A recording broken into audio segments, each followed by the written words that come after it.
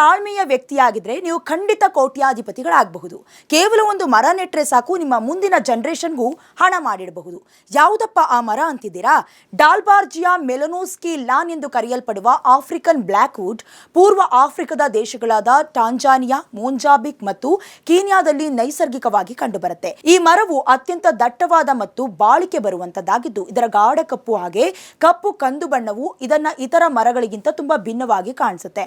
ಇದರಿಂದ ಕ್ಲಾರಿನೆಟ್ಗಳು, ಕೊಳಲುಗಳು, ಓಬೋಗಳು ಮತ್ತು ಬಾಸೂನ್ಗಳಂತಹ ಉತ್ತಮ ಗುಣಮಟ್ಟದ ಸಂಗೀತ ವಾದ್ಯಗಳನ್ನು ತಯಾರಿಸುತ್ತಾರೆ.